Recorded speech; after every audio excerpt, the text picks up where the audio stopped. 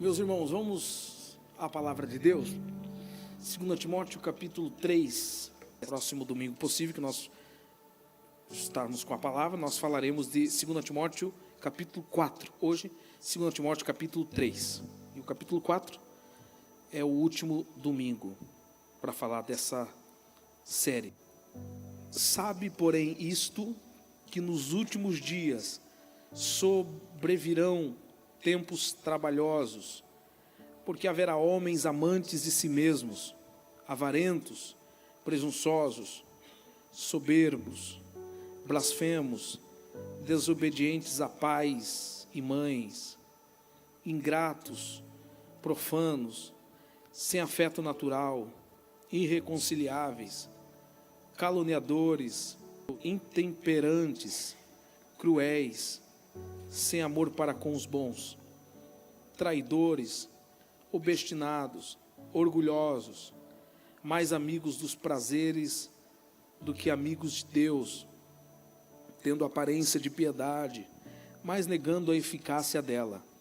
Destes, afasta-te, porque deste número são os que se introduzem nas casas e levam cativas mulheres nécias, carregadas de pecados, levadas de várias concupiscências, que aprendem sempre e nunca podem chegar ao conhecimento da verdade. E como Janes e Jambres resistiram a Moisés, assim também estes resistem à verdade, sendo homens corruptos de entendimento e réprobos quanto à fé. Não irão, porém, avante, porque a todos será manifesto o seu desvário, como também o que foi o daqueles. Tu, porém, tens seguido a minha doutrina, modo de viver, intenção, fé, longanimidade, amor, paciência, perseguições e aflições, tais quais me aconteceram em Antioquia, em Icônio e em Listra.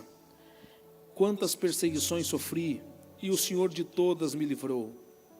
E também todos os que piamente querem viver em Cristo Jesus padecerão perseguições. Mas os homens maus e enganadores irão de mal a pior, enganando e sendo enganados.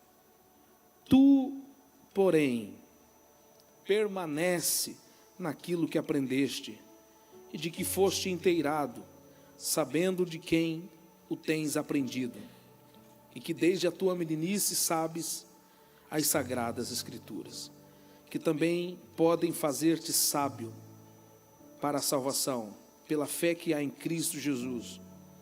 Toda a Escritura é divinamente inspirada e proveitosa para ensinar, repreender, corrigir, para instruir em justiça, para que o homem de Deus seja perfeito e perfeitamente instruído para toda boa obra.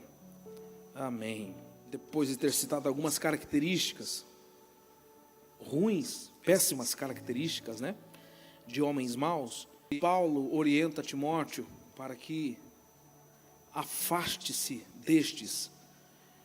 Há um aparente paradoxo com relação a isso, pois alguns, inspirados pelo Espírito Santo de Deus, dizem que nós temos que nos aproximar das pessoas. Temos que nos aproximar das pessoas para ganhá-las para Cristo. Que nós não podemos desfazer as amizades, relacionamentos.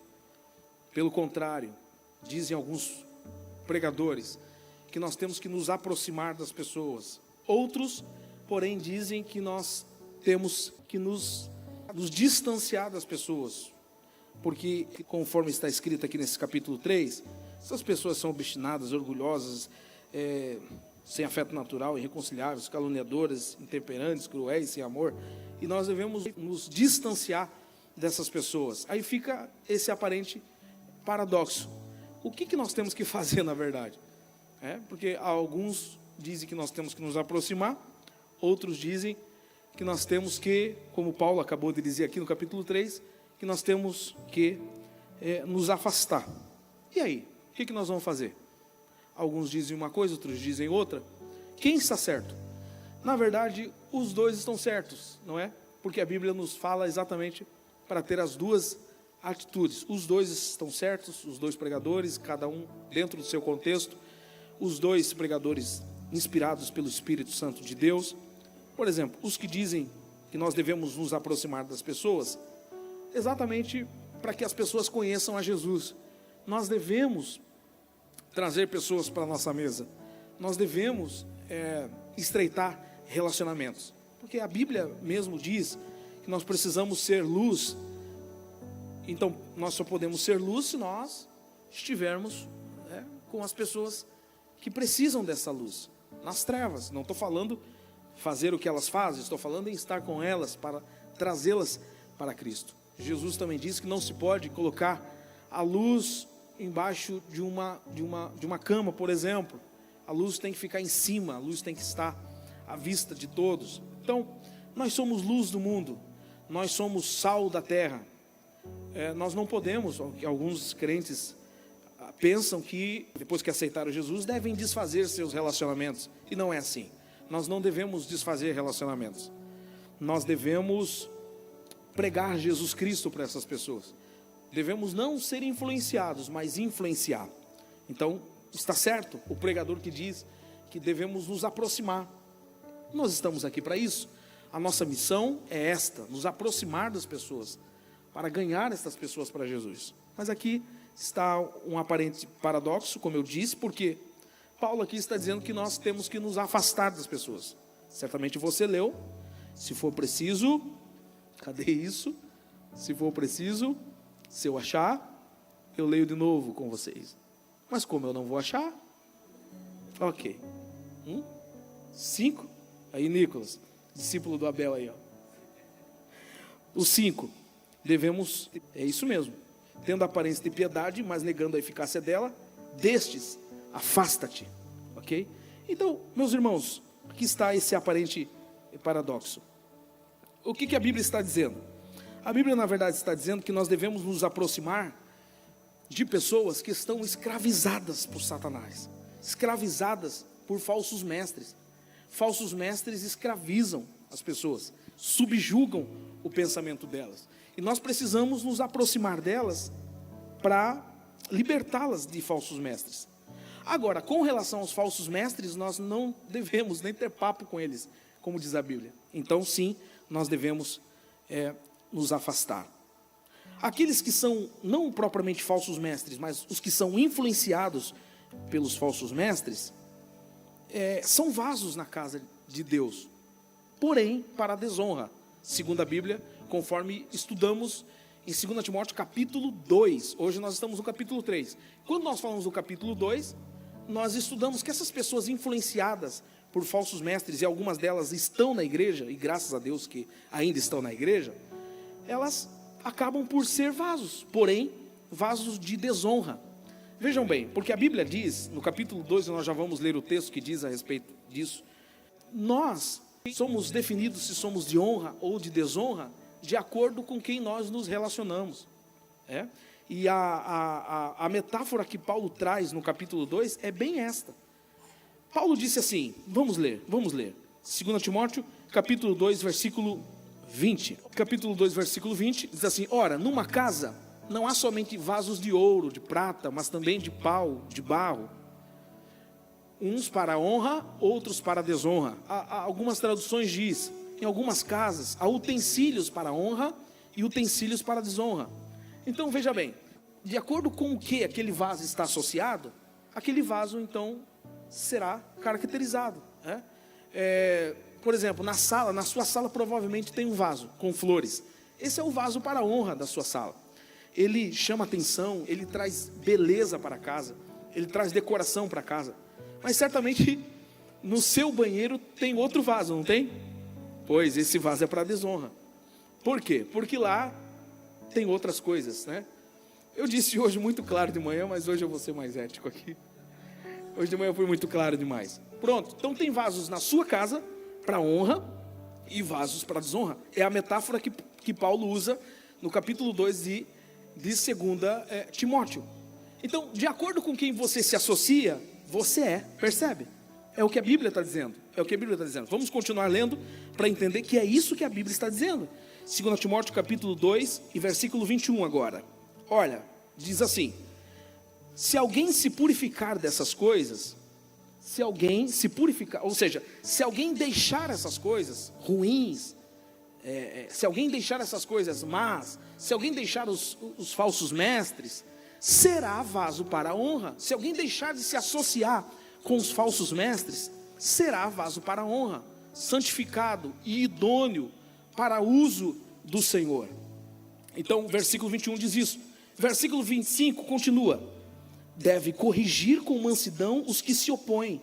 Eu estou falando de pessoas aprisionadas pelos falsos mestres, que estão sendo associados a falsos mestres, e estão chamados, identificados de vasos de desonra, que você deve se aproximar desses, corrigir com mansidão. Versículo 25: esses que se opõem na esperança de que Deus lhes conceda arrependimento, levando-os ao conhecimento da verdade, para que assim voltem à sobriedade, escapem da armadilha do diabo, que os aprisionou para fazerem a sua vontade.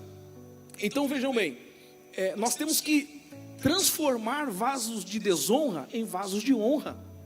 Você foi chamado para transformar vasos de desonra para vasos de honra.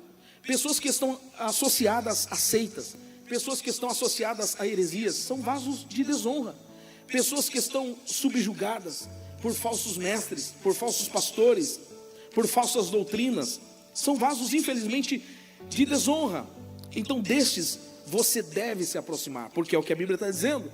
Capítulo 2, versículo 25: você deve corrigir com mansidão, ou seja, se aproximar, na esperança de que ele venha ao arrependimento, levando-os ao conhecimento da verdade.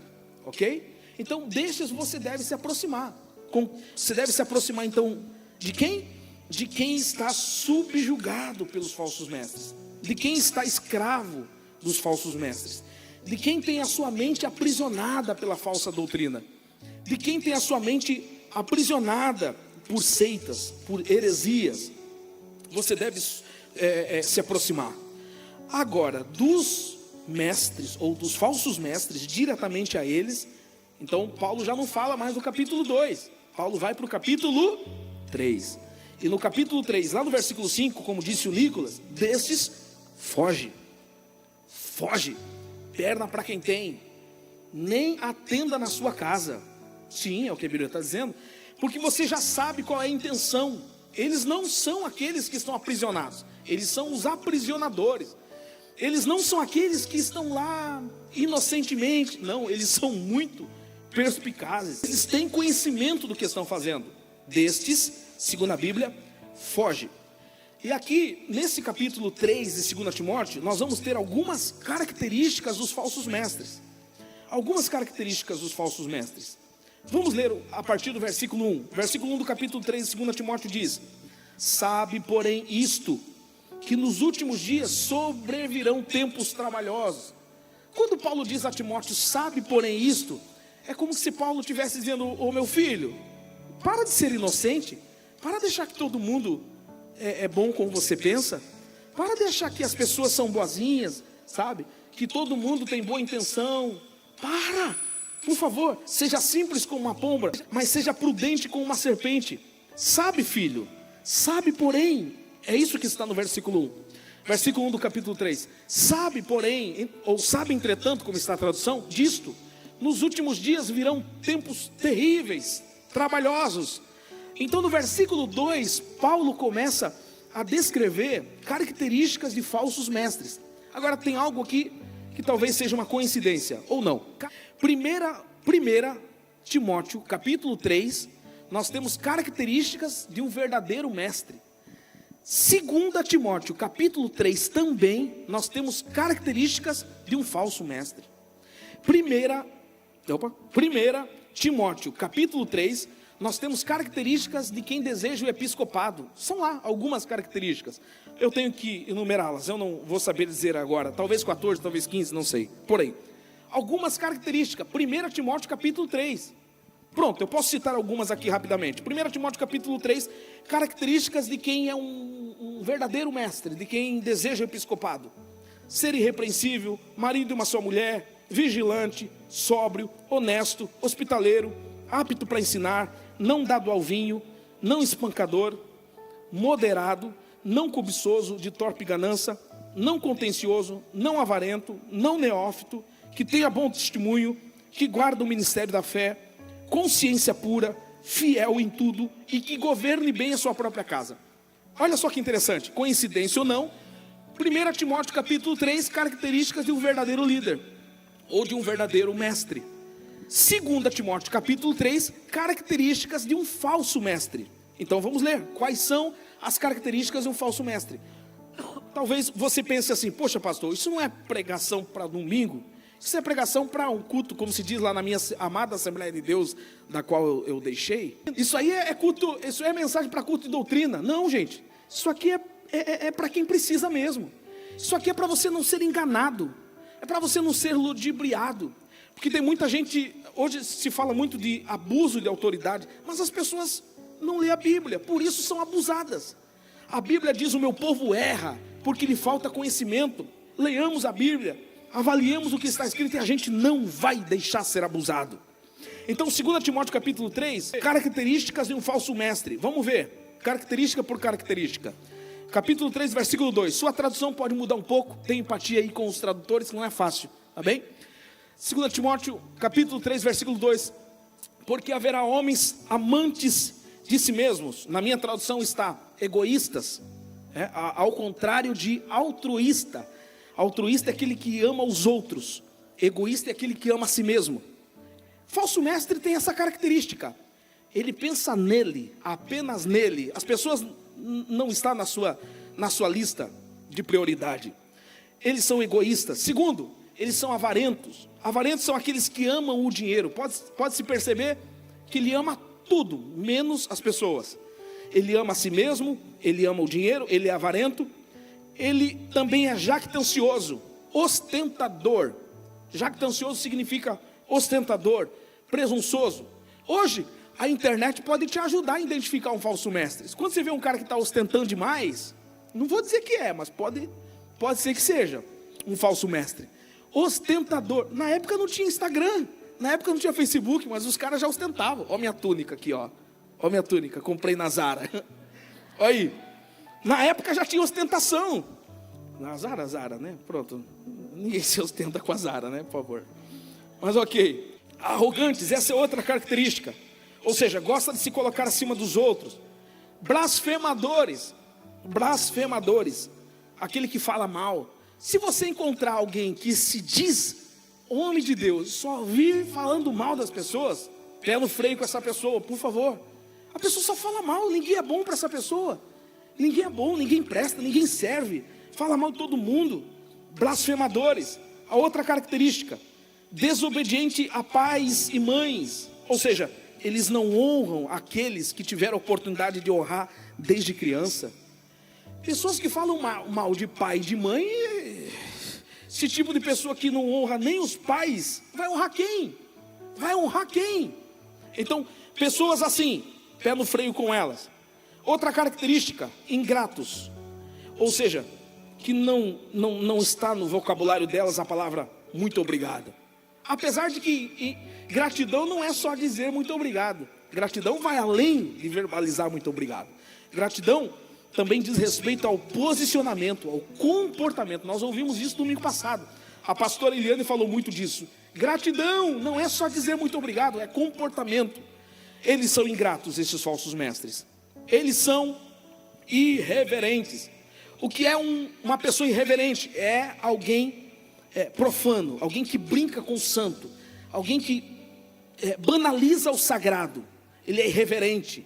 Ele conta muitos casos, muitas piadas a todo tempo, sem pudor algum daquilo que é santo. Vamos ao versículo 3. Outras características começam a chegar. Desafeiçoados, ou em outras traduções, talvez seja a sua, sem afeição natural. Falsos mestres não têm afeição natural. mesmo que eles aparentem ter, mesmo que para subjugar alguns, aprisionar a mente de alguns, eles mostrem que amem, eles mostrem que se importam com as pessoas, eles não têm afeto natural. O que é ter afeto natural? Por exemplo, é natural eu amar minha esposa, claro, né?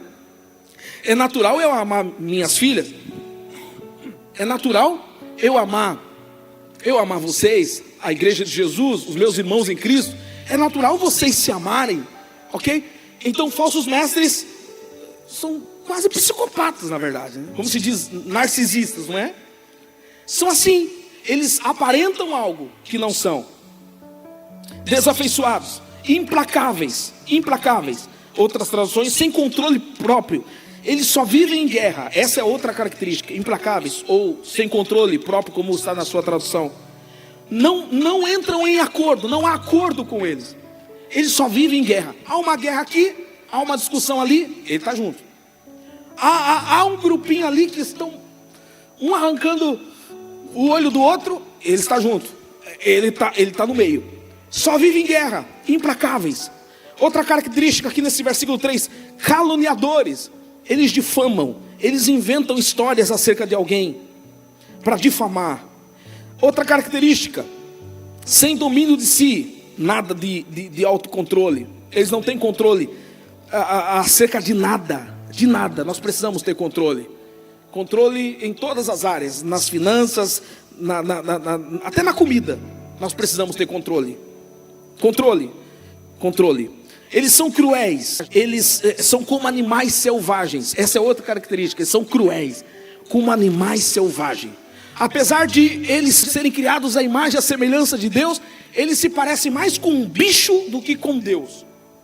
Eles estão vivendo pelo instinto, eles estão vivendo como um animal selvagem, são cruéis, não tem pena de ninguém, não tem dó de ninguém, não tem piedade de ninguém, são como selvagens, cruéis.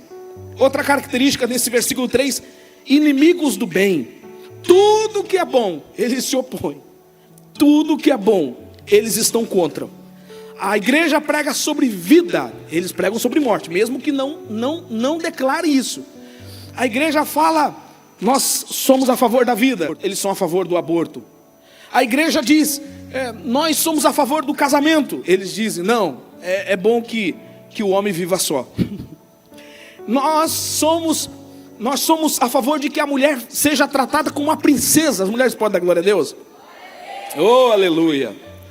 Eles são os feministas. Eles dizem que a mulher tem que se igualar ao homem, inclusive no trabalho. Se o homem pode, por que a mulher não pode também? São inimigos do bem. Eu até falei hoje de manhã. Quem em sã consciência pede juros, pede taxação? No Brasil está acontecendo. Os inimigos do bem estão invadindo lá uma área governamental, não me lembro agora, e estão levantando bandeiras vermelhas, talvez seja coincidência, né? Placas vermelhas. Queremos taxação, eles querem serem taxados, eles querem mais juros. Quem que em sã consciência faz isso, irmão? Quem? Só pode ser eles, né? Claro, eles, os do vermelho. Inimigos do bem. Aí eu falei hoje de manhã, eles querem taxação, eles querem ser taxados. Aí o Trump olhou lá dos Estados Unidos, deixa comigo, 50% nos produtos do Brasil aí. Aí eles reclamam, não queriam ser taxados? Então toma, 50%. Eles são inimigos do bem. Tudo aquilo que é honesto, tudo aquilo que é justo, tudo aquilo que vem de Deus, tudo aquilo que é santo, tudo aquilo que é do bem, eles são contra, eles se opõem. Versículo 4, eles são traidores, eles estão na mesa, mas eles não são da mesa. Eles são atrevidos, eles brincam com o perigo. Eles brincam com o perigo. Eles dizem, eu não estou lá embaixo. Não, eu não estou lá embaixo. Mas eles brincam com o perigo. Eles brincam com o perigo, desafiam o perigo a todo tempo. E quem desafia o perigo a todo tempo, uma hora cai. Quem desafia o perigo em todo tempo, uma hora é vencido. São atrevidos demais. Enfatuados. Quem são os enfatuados? Não sei se a sua tradução assim está. Aqueles que se deixam se inflar. Aqueles que se deixam se inflar como uma bexiga. Você pega a bexiga, enche a bexiga, ou seja, a bexiga inflou. São estes. Eles se deixam inflar pelo orgulho, por pecados, por lascívia. Eles deixam. O que é ruim, eles deixam entrar. Eles deixam ser inflados, enfatuados. Aí outra característica: mais amigos dos prazeres do que amigos de Deus. Mais amigos dos prazeres, eles são escravos do prazer. Obrigado, meu amado. Eles são escravos do prazer. Eles seguem uma filosofia grega chamada hedonismo. O que é o hedonismo? É a busca pelo prazer com o objetivo principal da vida. Se não tem prazer, eles não querem. Eles só querem se tiver prazer. Sabe por que o feminismo está apoiando as mulheres a não terem filhos? Minha mulher não foi vencida por isso, graças a Deus. É porque, segundo eles, não há prazer na criação de filhos. O que não tem prazer, eles rejeitam. Por isso que o evangelho não é uma boa coisa para eles. Não é. Por quê? Porque Jesus disse que o evangelho é assim, ó: quem quiser vir após mim, tome sua cruz e siga-me. Você acha que o hedonista vai querer isso? Aquele que busca o prazer e tem o prazer como seu objetivo principal? Não. Ele não vai conseguir. Então são mais amigos dos prazeres do que amigos de Deus. Versículo 5: tendo forma de piedade, negando-lhe entretanto o poder. Ou seja, eles têm forma de piedade, eles não são piedosos. Eles se caracterizam de piedosos. Eles colocam um terno igual o meu aqui, uma Bíblia desse tamanho, colocam debaixo do braço, não é? Eu até citei o exemplo hoje de manhã também, que o líder lá do negócio vermelho, quando ele ia dar uma entrevista, eu não estou aqui para falar de política, né? Não importa para mim quem você vota ou deixa de votar. Mas pronto, só estou dando um exemplo. Quando ele ia dar uma entrevista, como que ele fazia? Vocês certamente viram alguns vídeos antigos, né? Barbão, marrentão, sentado com a perna cruzada, dando entrevista assim com o cigarro na mão. É o comunismo. Até que certamente um marqueteiro chegou para ele e disse assim: ó, desse jeito ninguém vai votar em você. Se você quer ganhar as pessoas, muda o seu jeito, muda a sua forma de falar, muda as suas vestes, corta essa barba, diminui essa barba, tira o cigarro na mão. E hoje como que ele anda, hein? Ele nem fala mais de comunismo. No máximo que ele vai falar é socialismo, que é um pouquinho mais leve que o comunismo. Mas ele prefere falar de democracia, ó, sem cigarro. Se nunca mais viu ele com cigarro na mão dando entrevista no estúdio de um canal de televisão, não é nem ao ar livre. Se nunca mais viu, sabe por quê? Porque a pessoa se caracteriza para enganar. E não é que está conseguindo? E não é que conseguiu, na verdade? Olha, espiritualmente falando, pessoas que se caracterizam, pessoas que mudam tom de voz, roupa, pessoas que mudam o modo de falar, forçam para poder cair na graça. Por isso que olha só, é a frase que eu cito e vou voltar a citar quantas vezes for preciso essa igreja. Disse Moody: discernimento não é para discernir o certo do errado, discernimento é para discernir o certo do quase certo. Tem muitas coisas que você vai olhar e vai dizer: de Deus não pode não ser de Deus. Não é possível que não é de Deus. Não é possível que essa pessoa não é de Deus. Ela chora, ela pula, ela roda, ela até profetiza, ela fala em nome de Deus, mas estão vestidos de piedade, tem a forma de piedade, entretanto negam a sua eficácia. Destes foge. Como que eu sei que essas características aqui são de falsos mestres? Como que eu sei? Pelo versículo seguinte, versículo 6. Olha o que o versículo 6 diz: pois entre estes se encontram os que penetram sorrateiramente nas casas, conseguem cativar, na minha tradução diz, mulherinhas sobrecarregadas de pecados, conduzidas de várias paixões. Ou seja, sorrateiramente, discretamente, sem que você perceba. Claro, ele não é bobo. Se ele chegasse com um chifre, se ele chegasse vermelho, com uma capa preta, você não precisaria de discernimento. Sorrateiramente, os falsos mestres, trazendo uma ideologia, trazendo uma falsa doutrina, eles chegam nas casas, carregando mulherinhas. No contexto aqui não é machismo, no contexto era mulheres, hoje pode ser homens, moços, jovens, adolescentes, não importa. Mas nesse contexto aqui, carregava mulherinhas. Por quê? Mulherinhas carregadas de pecados que precisavam, sabe do quê? Com educação, mas com confronto. Porque o que nos transforma é o confronto. Você sabe como que é feito o diamante? Pressão, confronto. pessoas que estão escravizadas pelo pecado, que o diabo tem escravizado elas precisam, sabe do quê? De confronto. Eu não estou dizendo que você tem que ser desrespeitoso, não, eu estou dizendo que você tem que falar a verdade, em um momento oportuno, mas você não pode deixar de falar a verdade. E esses falsos mestres não, eles passam a mão na cabeça e dizem: não, Deus está sendo muito mal com você, não, o pecado não é assim tão perigoso, não, será que é isso mesmo? Foi exatamente o que Eva ouviu, não foi? A serpente foi lá e perguntou, fez perguntas, né? Não afirmou nada a princípio, fez perguntas. Será que é isso mesmo? Será que é como você lê? Será que existe verdade absoluta? Então aqui está, sorrateiramente, os falsos mestres, dos quais a Bíblia manda nos fugir, entra sorrateiramente nas casas e conduzem mulheres a várias paixões. Alguém pode dizer: mas hoje não vem ninguém assim, na porta da minha casa dizer: deixa eu falar de algo que você não ouviu ainda acerca da Bíblia. Hoje não tem, mas tem o seu YouTube, tem as redes sociais. E o diabo só mudou o modo de trabalhar. Ele continua sorrateiramente invadindo a cabeça das pessoas. Ele continua escravizando as pessoas. Versículo 7, ainda falando dos falsos mestres, que aprendem sempre e jamais podem chegar ao conhecimento da verdade. Por isso que a Bíblia manda a gente se afastar deles. Sabe por quê? Porque eles aprendem sempre e não chegam ao conhecimento da verdade. Eles são apóstatas, eles são mal intencionados. Escute, falsos mestres não são pessoas ignorantes. A gente precisa entender que falsos mestres não são pessoas ingênuas. A gente precisa entender que falsos mestres são pessoas muito conhecedoras. Eles sabem o que estão fazendo. Por isso que a Bíblia manda fugir deles, porque eles aprendem sempre, mas não chegam ao conhecimento da verdade. Eles não vão chegar. É impossível deles chegar ao conhecimento da verdade, porque eles endureceram a si próprio o coração. Diferente de pessoas que são escravizadas pelos falsos mestres. Olha, então aqui está o detalhe. Pessoas escravizadas pelos falsos mestres, nos aproximemos.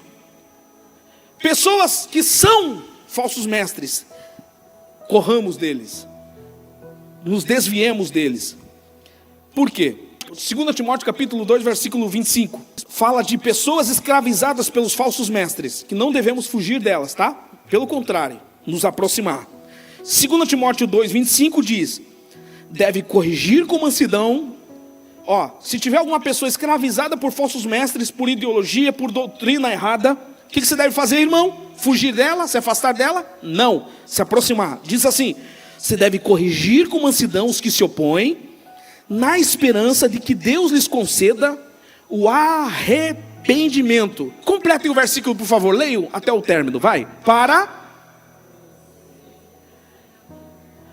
conhecerem plenamente a verdade. Ou seja, os escravizados pelos falsos mestres têm possibilidade de conhecerem plenamente a verdade. Por isso que a gente deve chegar a elas com mansidão, para que venham a se arrepender e consequentemente conheçam plenamente a verdade. Eu estou falando de escravizados pelos falsos mestres, 2 Timóteo 2. Agora, os falsos mestres, 2 Timóteo 3, não é assim. Leia aí de novo. 2 Timóteo 3, 7 diz que aprendem sempre, 2 Timóteo 3, 7, que aprendem sempre e jamais podem chegar. Completem, por favor. Que aprendem sempre e jamais. Eles não chegam. Eles não são levados ao arrependimento. Não adianta você se aproximar deles. Eles não vão te ouvir, porque eles já sabem de tudo que você vai falar. Eles sabem, na verdade, mais do que você. Se afaste desses, mas os outros, se aproxime daqueles, ok? Versículo 8, eu já caminho para o término. Versículo 8: e do modo como Janes e Jambres resistiram a Moisés, também estes, os falsos mestres, resistem à verdade. São homens de todo corrompidos na mente, réprobos quanto à fé. Eles são corrompidos na mente, eles são apóstatas.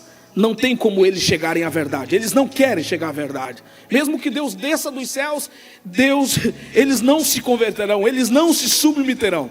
E aqui tem dois personagens que a Bíblia chama, aqui no capítulo 3, versículo 8, Janes e Jambres. Alguém já leu a história de Janes e Jambres? Levanta a mão. Ô irmão, não levanta a mão não, calma. Porque, tá. Você leu no Talmud, né? Leu na cultura judaica. Porque na Bíblia não está, na Bíblia não existe. Janes e Jambres não existe na Bíblia. Não é? Você leu no Talmud, você leu numa fonte judaica, você leu numa tradição rabínica. Os judeus conhecem bem. Os judeus, Timóteo, por ser de descendência judaica, conhecia bem quem era Janes e Jambres. Janes e Jambres eram dois personagens que, conforme diz o texto, versículo 8 do capítulo 3 de 2 Timóteo, eles se opuseram a Moisés, resistiram a Moisés. Olha que interessante. 2 Timóteo 2 fala também de Corá, Datã e Abirão. 2 Timóteo capítulo 2 fala de Corá, Datã e Abirão, que se opuseram contra Moisés. Você estava aqui, né? Capítulo 2 de 2 Timóteo, quando falamos. Eles se opuseram contra Moisés. E a mensagem do 2 Timóteo capítulo 2 é: se Deus não poupou estes que se levantaram contra o líder, por que Deus vai poupar quem se levanta contra o evangelho? 2 Timóteo 2. Agora, 2 Timóteo 3, nós não temos mais Corá, Datã e Abirão. Nós temos agora Janes e Jambres, que também se levantaram contra Moisés, segundo a tradição judaica. Isto em muitas fontes judaicas, um judeu sabe quem é Janes e Jambres. Eles tornaram-se símbolo de oposição à liderança cristã. A liderança cristã não, né? Porque eles não são cristãos. Liderança espiritual. Eles se tornaram símbolos de oposição à liderança espiritual. E aqui está dizendo que estes opositores, estes falsos mestres, tal como Janes e Jambres, terão um final triste, terão um final frustrante, assim como Corá, Datã e Abirão, do capítulo 2 de 2 Timóteo, assim como eles. Por quê? Sabe quem eram Janes e Jambres, segundo a cultura judaica? Eles eram os magos do Egito. Lembra dos magos do Egito? Que colocaram o seu cajado no chão e o cajado se transformou numa cobra? Eram eles. E provavelmente, sabe como que eles resistiam a Moisés? Dessa forma. Moisés falava: eu tenho uma palavra de Deus. Aí Janes e Jambres diziam: eu tenho mais poder, eu faço aqui uns encantamentos, eu também tenho algum poder de Deus. Trabalhavam com encantamento, trabalhavam com magia. Olha como é atual 2 Timóteo capítulo 3. Enquanto Moisés dizia: eu tenho uma orientação de Deus para o povo. Aí Janes e Jambres: e eu tenho encantamento, eu tenho magia. E o povo ia para a magia. E o povo ia para o encantamento, porque é mais legal. É mais legal ver uma vara se transformar em cobra. É mais legal, tem mais interesse. As pessoas têm mais interesse por aquilo que é mais colorido, por aquilo que é mais vibrante, por aquilo que é diferente, inédito. Meu Deus, meu irmão, se vier um profeta hoje, que não precisa pregar a Bíblia, mas se ele vier na cidade de Leiria, é muito provável que esse galpão, esse local superlota, porque as pessoas vão mais pelo Janes e Jambres. As pessoas vão mais, as pessoas se interessam mais por isso, e resistem àquele que realmente tem a palavra de Deus, e resistem o Moisés, e preferem o Janes e Jambres. As pessoas preferem o encantamento, as pessoas preferem o mirabolante, aquilo que é extraordinário. As pessoas preferem isso. Quantas pessoas que estão se deixando levar, porque dizem: não, mas é um profeta de Deus. O que Deus dá a Janes e Jambres tem que ser de acordo com aquilo que Deus deu a Moisés. Tem que ser de acordo, não pode entrar em contradição, porque Deus não é Deus de contradição. Então, o que nós vemos são pessoas que simplesmente baixam os quatro pneus, quando vê alguém dizendo: em nome do Senhor, e assim diz o Senhor dos Exércitos. E como eu creio nisso, e como eu creio nessa frase, assim diz o Senhor dos Exércitos. Eu sou alvo de palavra profética. Eu estou aqui hoje debaixo de uma palavra profética. E como eu creio nisso? Mas as pessoas simplesmente entregam tudo.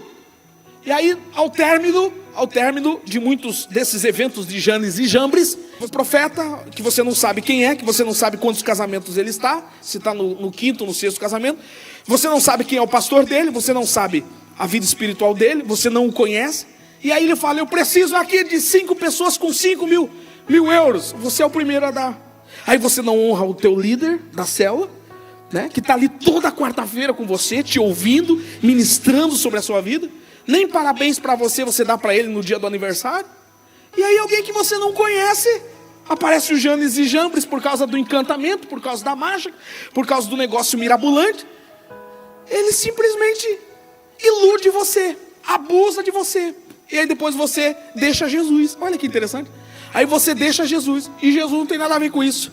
Janes e Jambres, oh Jesus. Mas olha, é um profeta de Deus. Deixa eu dizer uma coisa, Balaão é chamado na Bíblia de falso profeta, mas Balaão entregou profecias verdadeiras. Mas ele falou e se cumpriu, não importa, Balaão também falou profecias verdadeiras e também se cumpriram. Olha, foi Balaão quem disse em Números 24:17, Balaão profetizou inclusive acerca do Messias. Olha que interessante isso.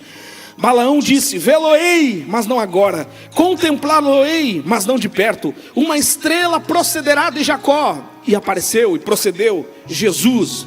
Balaão foi profeta messiânico, mas pela Bíblia ele é chamado de falso profeta. E por que Balaão é chamado de falso profeta? Porque ele tinha pelo menos 3 intenções.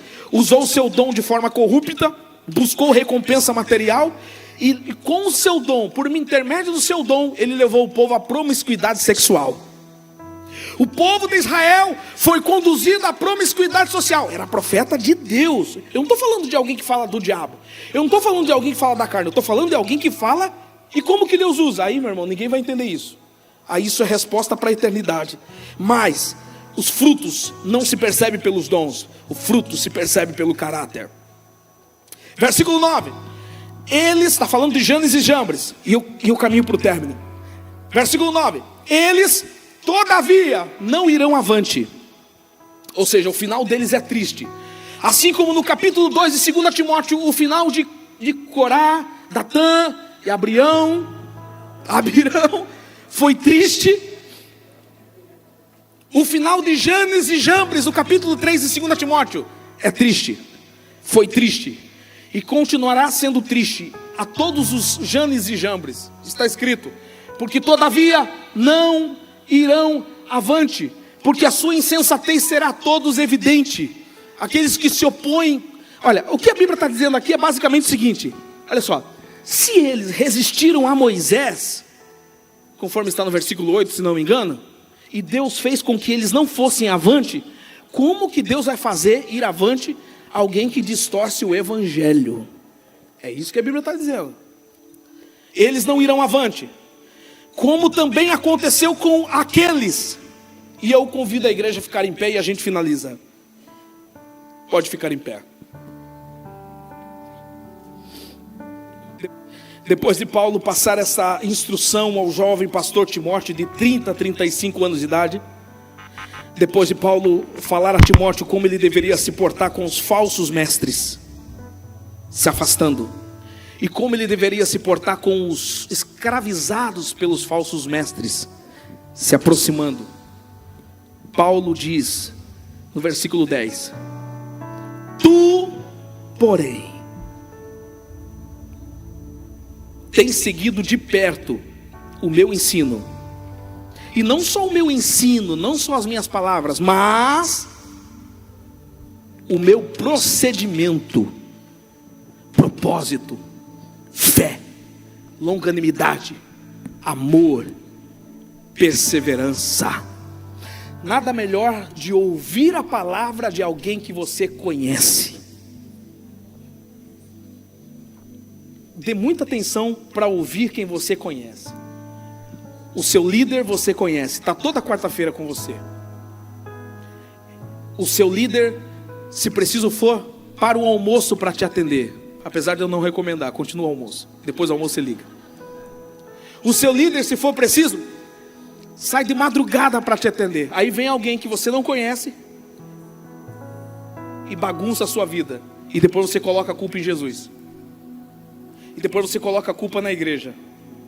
E aqui Paulo está dizendo para Timóteo: tu, porém, você conhece-me de perto, o meu ensino, você conhece o meu modo de viver, você conhece o meu procedimento. Eu sou padrão para você, eu sou referência para você. Você me conhece. Eu te chamei lá em Listra, quando você era um jovem, quando você era um garoto, e você me acompanha desde lá. Você conhece o meu propósito, você conhece a minha fé, você conhece a minha longanimidade, você conhece o meu amor, você conhece a minha perseverança, você conhece as minhas perseguições. Paulo estava dizendo, versículo 11 do capítulo 3, você não me conhece só nos tempos bons, você não me conhece só nos dias de churrasco, você não me conhece só no dia de igreja cheia, você me conhece nos tempos de perseguições, você me conhece nos dias de sofrimento, você me conhece, Timóteo. Tu, porém, Paulo, mas eles estão fazendo assim. Tu, porém, faz diferente, meu filho, porque você tem um chamado, você tem o Espírito de Deus, você tem o Evangelho genuíno. Tu, porém, versículo 10. Aí quando chega no versículo 14, Paulo diz de novo, Paulo diz, usando a mesma expressão: Timóteo, tu, porém, permanece naquilo que você aprendeu, permanece naquilo que lhe foi ensinado. Sabe por que a igreja chegou até aqui? Porque a gente permaneceu naquilo que nos foi ensinado. Sabe por que a igreja superou 2000 anos, Inquisição, Coliseu de Roma? Sabe por que a igreja suportou todas essas perseguições? Porque a gente permaneceu naquilo que nos foi ensinado. Nós temos uma responsabilidade com a próxima geração, passar para eles do jeitinho que nós recebemos. Eu tenho uma responsabilidade com as minhas filhas, passar para elas do jeitinho que eu recebi. Porque se eu tentar mudar alguma coisa, eu estrago tudo. Se eu tentar mudar alguma coisa, eu acabo com a geração das minhas filhas, eu acabo com o futuro das minhas filhas. As minhas filhas, os seus filhos são a resposta para a Leiria, para Portugal, ou para onde Deus enviar os seus filhos. Mas você tem a responsabilidade de passar para elas do jeito que você aprendeu. Tu, porém, permanece.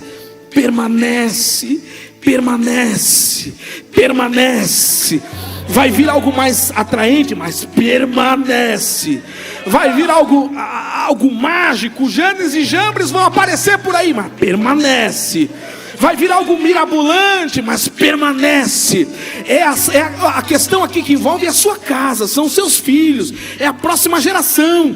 Deus está nos usando, não é só para a nossa geração. O que Deus está nos trazendo é uma ferramenta geracional, é para alcançar as gerações posteriores. E nós só vamos alcançar gerações posteriores se a gente permanecer. Venha o que vier, passemos o que passar, sofremos o que sofrer, sejamos tentados a mudar, sejamos tentados a alterar qualquer coisa, mas não altera, não muda. Do jeito que você recebeu, transmite. Como Paulo disse em 1 Coríntios capítulo 11, versículo 23. Porque eu recebi do Senhor o que também vos entreguei. Ou seja, do jeito que o Senhor me deu, eu estou passando para vocês. A responsabilidade é dele, o Evangelho é dele. É ele quem prometeu, é ele quem cumpre, é ele quem faz. Permanece naquilo que você foi ensinado, meu filho. Tu, porém, se você pode, olhe para pelo menos duas pessoas que estão aí do seu lado agora, que precisa disso, e diga: tu, porém, tem que ser diferente. Aleluia, tu, porém, tem que ser diferente. Oh, pastor, mas lá estão fazendo isso, pastor. Oh, pastor, mas lá estão pregando isso, pastor. Oh, pastor, mas ali está diferente e está crescendo o negócio. É claro que vai crescer. Na verdade não vai crescer, vai inchar. Incha. E a queda é muito grande depois que o inchaço passa. Por quê? Porque Janes e Jambres tem a manobra. Janes e Jambres tem o jeitinho. Janes e Jambres tem a magia. Janes e Jambres tem o jeito de atrair a sua atenção, mas a Bíblia diz que o que transforma é o Evangelho. Permanece no Evangelho, continua no Evangelho. Senhor Jesus, não deixa-nos ter olhos para outras coisas. Senhor Jesus, você pode rasgar o seu coração nesse momento, se você quiser se ajoelhar, se você quiser vir à frente, se você quiser fechar os olhos, abrir os olhos, levantar as mãos, alguma coisa, mas peça para Deus não deixar você se perder. Peça para Deus não deixar você se ludibriar. Peça para Deus para que Janes e Jambres não tenham poder para te distrair, para te encantar, para te hipnotizar. Diga a Deus: eu não quero ter outro Deus além de ti. Eu não quero servir a outros deuses, eu quero servir só a ti. Diga: homem nenhum é mais importante que o Senhor. Homem nenhum é mais importante que o Senhor. Ninguém pode roubar a tua glória. Ninguém pode roubar a tua glória. Eu vou te adorar tendo, não tendo. Eu vou te servir tendo, não tendo. Assim como Paulo, tendo em fartura ou não, ele te serviu. Eu também vou te servir. Assim como Paulo, livre ou preso, ele te serviu. Eu também vou te servir. Senhor, nós abrimos o nosso coração nessa noite. Perscruta a nossa alma. Tira os deuses que há no nosso coração. Os deuses, Senhor, que não são de ferro, não são de ouro. Os deuses que não estão no nosso pescoço. Os deuses que não estão na estante da nossa casa, mas estão escondidos nas gavetas mais internas da nossa alma.